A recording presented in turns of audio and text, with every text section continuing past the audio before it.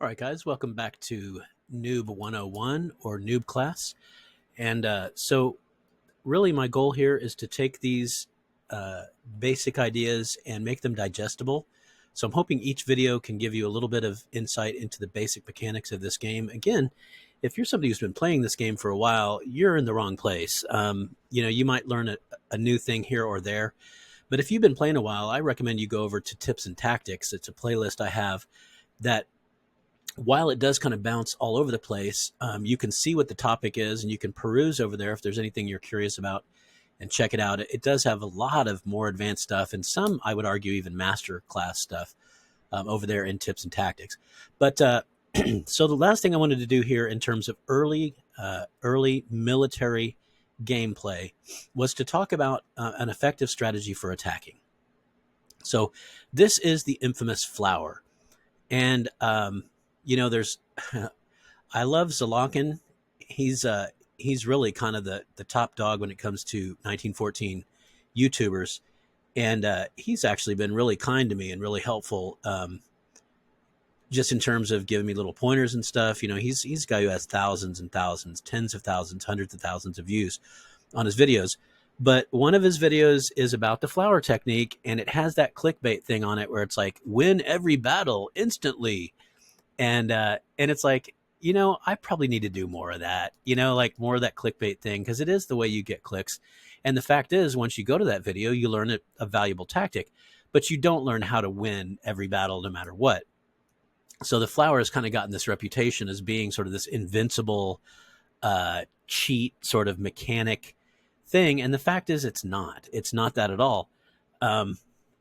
You can deliver a lot of damage, all within a small time frame, but you will also receive a lot of damage, right? Every time, every one of your guys that gets to attack also gets defended against. So it's not a way to make your stack suddenly more powerful than another stack. You have to start off with a stack that's already more powerful. You have to already have that advantage.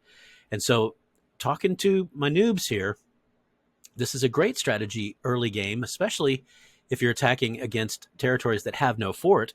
You can see in this particular example, I'm attacking into a fort. This is a level 2 fort, and the reason I know it's a level 2 fort is that I have vision and I can't see how many guys are in there. So remember, level 2, 3, 4, and 5 forts all hide how many people are in it. That's a cool little feature. I love it. But a level 1 fort, you can see right in there, and you can see the guys and count them and whatever. But so I would recommend attacking into, we talked about this in the previous video, attacking into non-fort territories, if at all possible. So here's how this works. I got to explain some of the mechanics to you first. So as we've talked about, each of these units, so there's 5 units here, each of those units is 1,000 men. So this stack of 5 is 5,000 men. Okay, so this game, understandably, says there's only so much land that you can occupy as an army. So think of the 5,000, the first 5 units, the first 5,000 men, they occupy the front line. So they deliver full damage. They deliver that full 1.2 damage. Now, the next, I don't know, 15, I think, 15,000 behind them, they have to go into the second row of trenches, and they're shooting much further, right? They're in that second line behind that first 5,000.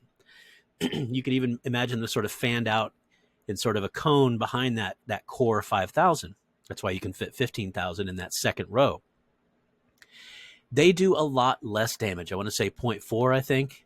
0.4 instead of 1.2, 0.4. Literally 1/3 the damage. And that's because they're further away. Now, then you get into the third rank, which I believe only inflicts 0.2 or 0.1 damage, right? So again, the further back you are, you can only fit so many dudes onto a battlefield, right? So the further back you are, the less damage those guys do because they're so far away. But what that does is it effectively sort of makes your big stacks less powerful. Let me talk about what that means. So 5 infantry attack with 6. 10 infantry, because 5 of them have to be on that second row, attack with a 7.8. So double the number of people you would think would be double 6 is 12. No, it's 7.8. Let's talk about 20. If you've got 20 infantry, they attack with a 10.2. 4 times the infantry do not even attack with twice the power. Okay, remember 5 attacked with 6, 20 attack with 10.2. And it maxes out at 40. If you have any more people than 40 in a stack, they are so far away from the battle that they do not get to attack at all. Now, they're still in the stack, and that helps the hit points of your stack. You can think meat shields, but they do not get to attack. So a stack of 40, and this may not be the perfectly accurate stat. This is an old stat, but it's around 12.6. So only when you get to 40, 8 times the original army size, do you finally get that doubling of 6. Okay, in fact, 40 attack at 12.6, just a little bit more than double the 5 stack. And again, it's because of that limited area that an army can occupy on the ground. Now, you're thinking, surely there's a way to work around this. Yes, there is. And that's exactly what we're talking about here. We're talking about the flower technique. So let's come over here to the screen here briefly. This is what the flower technique looks like. That's why it's called the flower. It does kind of look like a pot leaf, though. I got to tell you, we should start calling it pot leaf. Anyway, what you do is you grab a group of 5 infantry. And if you got any cavalry, throw some of those in there too. This is that game I was talking to you about where I was only allowed to build cavalry. And you can tell I just got stupid with it. I just got ridiculous. I was sending in groups of 5 and 5 because cavalry have the same problem, by the way. Anything more than 5, and they have the same thing. They've got it. Anything more than 5 is going to go into the second rank and attack at a lower attack rate. So, but anyway, if you grab a group of 5, and what you do is you move command them. Do not attack command them. Move command them past the city. So for instance, I start as close to the city as I can get, but outside. So I would do this first arrow here and click it, right? And so that 5 will move through the city to this point over here. But before it moves through, it's got to attack whoever is there, right?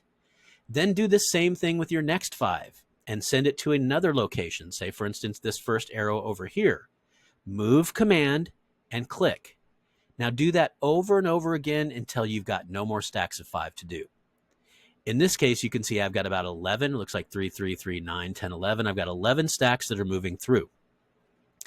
Now, if you just were to attack with these 11 stacks of 5, right? If you just attack, what'll happen is the first one will hit and will attack. And then there'll be like 45 minutes before it attacks again, right? It has to wait its turn. The next army will come and join that army and wait its turn with that army. They do not attack when they first show up. That's why we are skewering through. That's why I sometimes call this the skewer method. You're moving through. What that does is, because each of those stacks of 5 is headed for a different location after the battle, they will not group back together into a bigger army. What does that mean? That means that each group of 5 lands and attacks with 6 damage. Now, let's talk about what that might look like. So early in the game, you might have as many as 40 infantry that you can throw at somebody, right? So let's look at a group of 40. So 40, as we talked about, if you attack all at one time, and you let them get in their front row, and then let some people get in the second row with reduced efficiency, and then some people get in the third row that can barely even hit anything. It's so far away. That 40 will attack with a strength, a power of 12.6. If you attack instead with 8 stacks of 5, that will be 8 times 6 or 48 damage. So you can see why we're happy about this, right? You go from dealing 12.6 damage to 48 damage. Now, this is pretty big in the early game when you want to be knocking down territories and moving in, right? Steamrolling. You don't want to sit there and wait while your guys deal 12.6 and then, 3 of them die. And then the next round you deal 12.6 again, 45 minutes later. And then 3 or 4 more die, and it takes 3 full rounds, 4 full rounds for you to kill all of them, because you're 40, you're all in one stack, and most of your guys are not dealing full damage. You want to use this flower technique and deal that 48, that powerful 48. Now, what happens if you don't kill everyone in there? Well, they all stay, all 8 of those stacks in this theoretical, group of 40, they all stay there, and they go on their own timers. So in 45 minutes, all 8 of those stacks will attack again, and they will not be joined together. They will still remain individual. Therefore, each of those will still deal that maximum 1.2 damage. Now, again, you're probably thinking, well, I'd rather deal 48 damage than 12.6. Yes, thank you. Why is this not a miracle that makes you the most powerful, force in the world? Well, because here's the thing. As each of these 5 arrive and attack, they will get counterattacked. So let's say there's a stack of, 20 in here. So that stack of 20, as soon as the 5 hits, they counterattack. So that 5 becomes 3 or 4. Then the next 5 hits and attacks, right? That's the whole point, is that each stack of 5 gets to attack independently with that full 6 points of damage. But guess what? The guy inside the fort gets to counterattack. So in our system, in our theory here of 8 stacks of 5, that's what we were talking about, you might actually be doing early in the game. 8 stacks of 5 is 40 guys. In that case, the guy inside the fort would get to counterattack 8 times. So you see what I'm saying here? If you have the same sized armies, there's no advantage to you. You're not gaining an advantage, because especially if he's in a fort, like this guy is. So hopefully you're not attacking into a fort. I can't emphasize that enough to you. Please don't attack into a fort unless you absolutely have to. And if you absolutely have to, you're looking for that 3-to-1 advantage. You want to have 30 guys to take a fort with 10 defenders in it. And even then you're going to lose 15, 17 guys. Just try not to attack into forts. But the point being here is, if he's got 40 guys in there, right? So your 5 will attack in and hit with 6 damage, and then his 40 will counterattack, right? And take out a lot of those 5 guys. And then your next 5 will hit, and they'll do their damage, and then so there'll be like 1 or 2 less inside here, but they get to counterattack. So you see why this isn't just some magical, you get to dominate the game with this secret mechanic, never lose a battle again kind of thing. It's not that. It's not that at all. But it is great at delivering a lot of damage in a short period of time. And you have to make sure you have superior numbers, because you want to win the battle, right? You want to win the battle. And if you have enough superior numbers, you can kill them all in the first round. I mean, we talked about that. That's 48 damage. If you've got 8 stacks of 5, that's 48 damage. Remember, infantry only have 1 hit point each. So if there's a stack of 10, sad sacks in this city, and there's no fortress, no defensive fortifications, your stack of 40 in groups of 5 is going to wipe them out. Okay, round 1, goodbye. So instead of having to take 2 or even 3 rounds, sending in that big stack of 40 that really only attacks at 12.6, you're going to send those groups of 5 in, move command them past, build your little flower, build your little pot leaf, and you're going to deliver a lot of damage all at one time. Now, you'll also take some damage, right? That's the other part of it. You're going to take some damage. That's okay. You would take damage if you ran all 40 in at the same time. It would just take 3 or 4 back and forths. You might even take more damage with this flower method. I'm not exactly sure, because you're exposing those groups of 5 to counterattacks each and every time they land.